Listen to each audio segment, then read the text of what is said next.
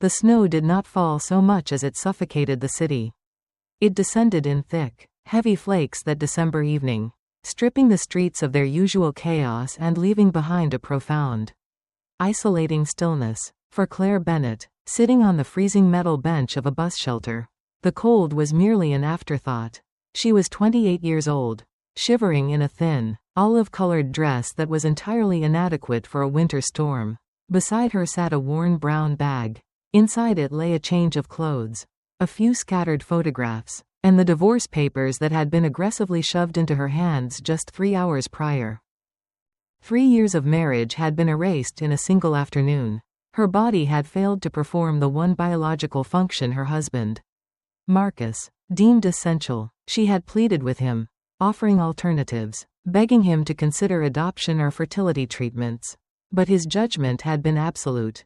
In his eyes, she was defective, she was useless, and so, she had been cast out. Now, she had absolutely nothing. Her parents were gone, and the isolated nature of her marriage had severed her ties with friends. The local women's shelter was operating at capacity, and her meager bank account offered no real salvation. So, she sat behind the plexiglass, waiting for a bus that had ceased running 20 minutes ago, wondering if she was simply going to freeze to death as the city moved indifferently around her. She did not register the approaching figures until they were practically standing in front of her. A tall man, shrouded in a dark navy peacoat, stopped near the shelter, flanked by 3 heavily bundled children.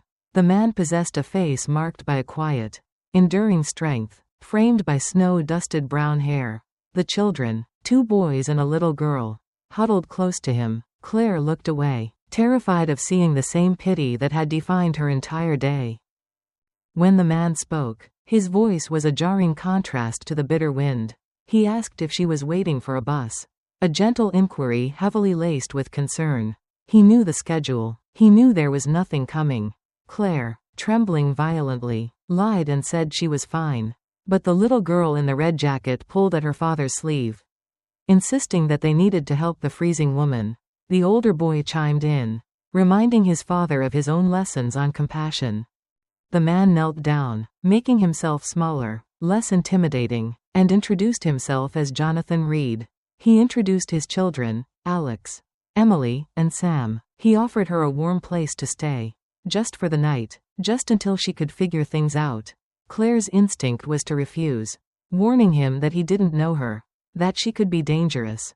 But Jonathan simply smiled at the absurdity of a freezing woman in a summer dress posing a threat to anyone but herself. He promised her warmth and food, and assured her that if she wanted to leave afterward, he would call her a cab. No strings attached. Claire looked into the faces of the 3 children. She saw open, unfiltered compassion. She weighed the reality of the freezing temperatures against the terrifying prospect of trusting a stranger. The cold was a guaranteed end. This man was a chance. She whispered her acceptance, and as she stood, her legs buckled from the sheer exhaustion. Without hesitation, Jonathan stripped off his own heavy coat, wrapping it securely around her shivering shoulders, facing the bitter wind in nothing but a sweater, and gently guided her toward the warmth of a home she could never have imagined. The walk through the snowy streets felt like a strange, surreal procession, stepping out of a nightmare and into a glowing suburban painting. They arrived at a comfortable, 2-story house, its windows spilling warm, golden light onto the drifts of snow outside. Stepping through the front door, Claire was hit by a wave of heat and the undeniable scent of a home that was truly lived in. There were children's brightly colored drawings proudly magnetized to the refrigerator, and bins of toys neatly tucked into the corners of the living room. It was an ecosystem of organized, loving chaos. Jonathan immediately took charge, sending the children upstairs to change into their pajamas while he guided Claire to the sofa, wrapping a thick blanket around her trembling shoulders. A few moments later, he returned from a back bedroom holding a heavy knitted sweater and a pair of thick, warm socks. He handed them to her with a quiet reverence, explaining that they had belonged to his wife, Amanda, who had passed away 18 months prior. He told Claire that Amanda would have been happy to know her things were providing comfort to someone who needed it. The sheer grace of the gesture nearly brought Claire to her knees. When she emerged from the bathroom, finally dry and beginning to thaw. She found hot chocolate and a plate of sandwiches waiting for her at the kitchen table. The children, now clad in flannel pajamas, gathered around. Jonathan seamlessly transitioned into supervising their homework while Claire ate, her appetite suddenly ravenous after a day of starving despair. It was such a profoundly normal, domestic scene. It was the exact life she had dreamed of, a home, a family, the gentle hum of an evening routine. She had been cast out into the freezing dark because her body had supposedly disqualified her from this very picture. The cruel irony of it all finally broke her composure, and tears began to silently track down her face. Little Emily noticed, her innocent eyes wide with concern, asking if someone had hurt her. Claire simply wiped her eyes, attributing the tears to gratitude. Later, after the children were tucked into bed and the house settled into a deep, peaceful quiet, Jonathan poured 2 cups of tea and sat across from her in the dimly lit living room. He didn't push, he simply offered his presence, a safe harbor if she chose to speak.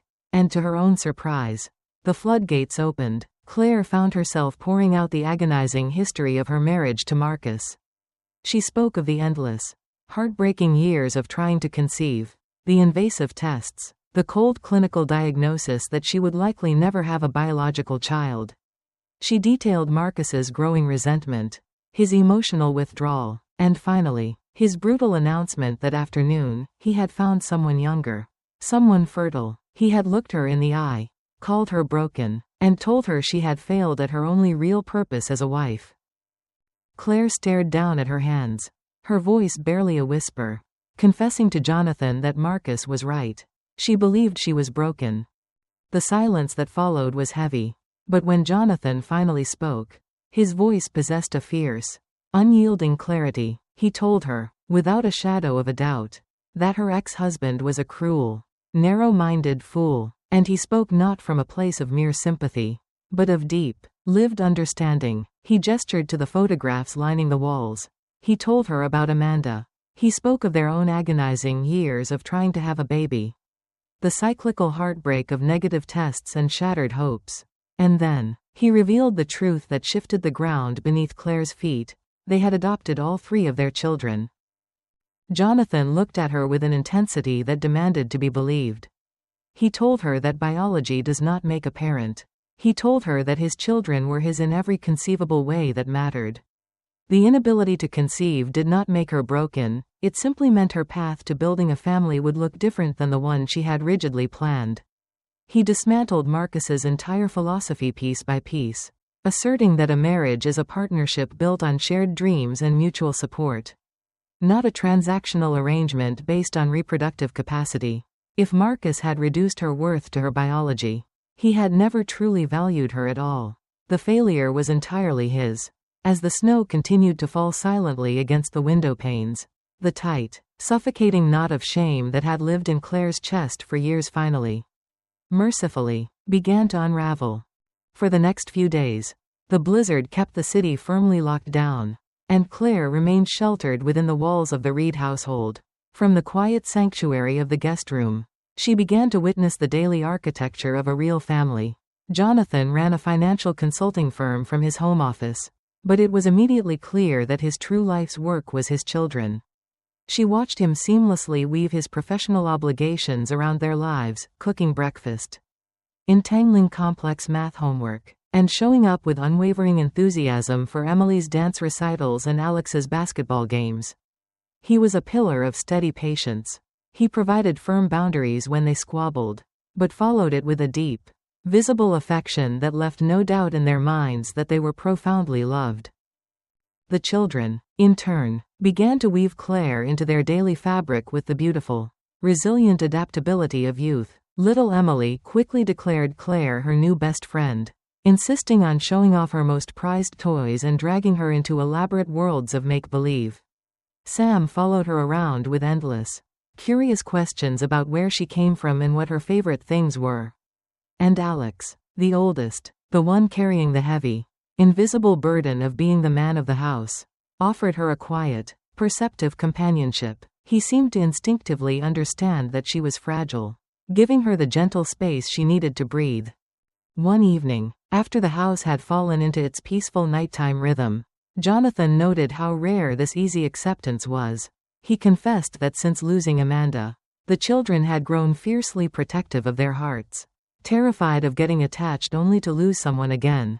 He spoke of how dark and suffocating those early months of grief had been.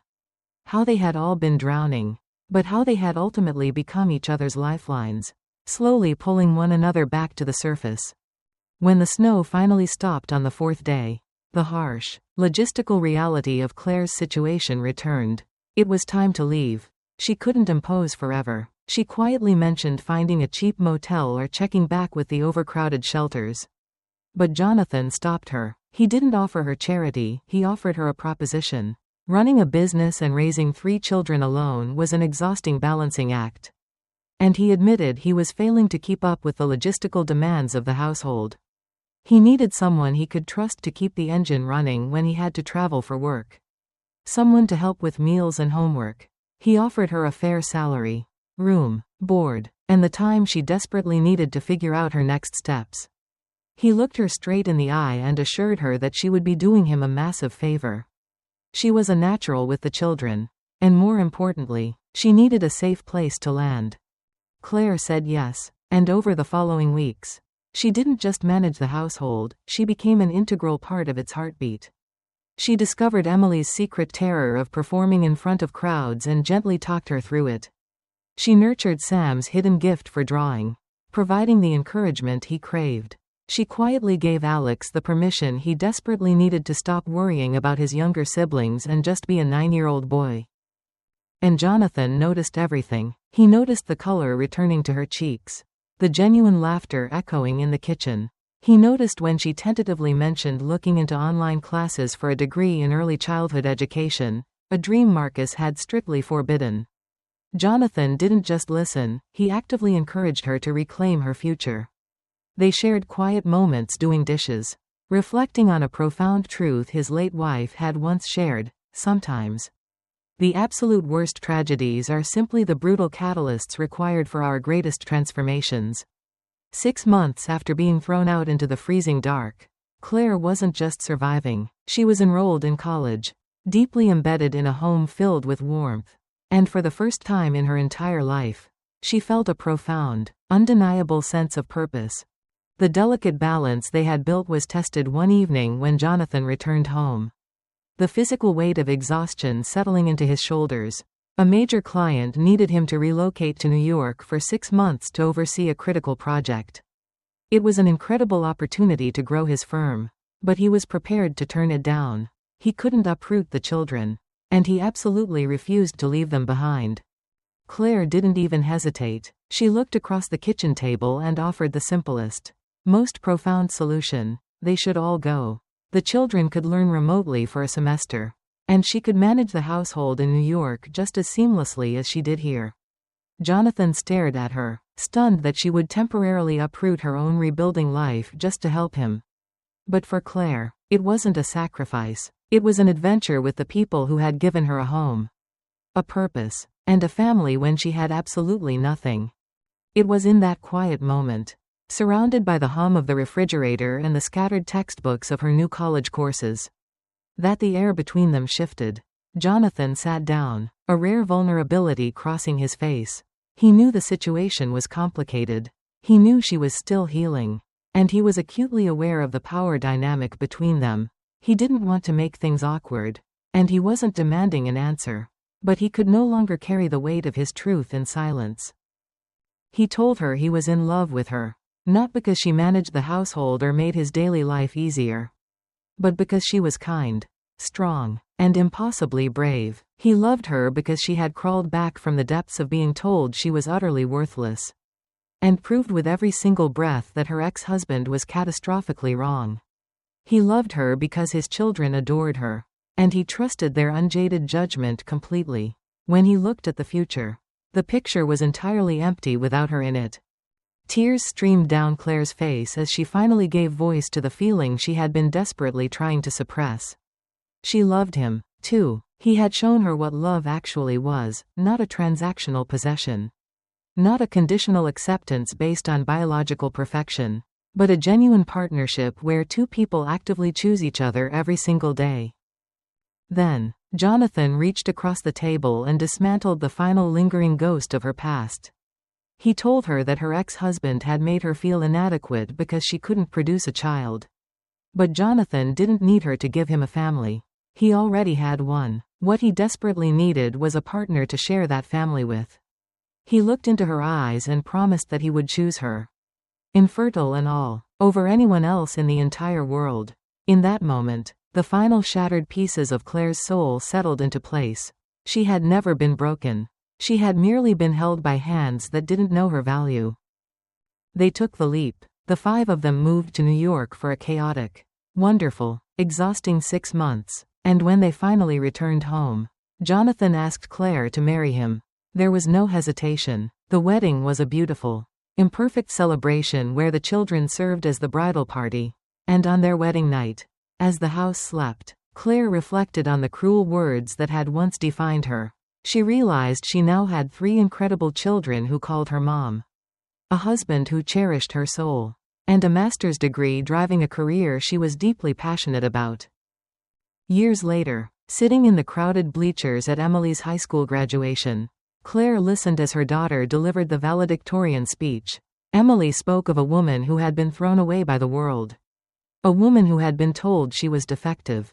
She spoke of how that woman's pain led her to a grieving family that desperately needed a mother. Emily looked out at the crowd and declared that our worth is never determined by our physical capabilities or biological functions. Our true worth is forged in how we love, how we show up for the people who need us, and how we possess the incredible courage to transform our own devastating pain into boundless compassion. Claire sat between 2 towering teenage boys, her hand tightly woven through Jonathan's. She thought back to that freezing girl huddled in the bus shelter, convinced she had nothing left to offer the universe. And she smiled, deeply and completely, finally knowing the true, immeasurable harvest of her own worth.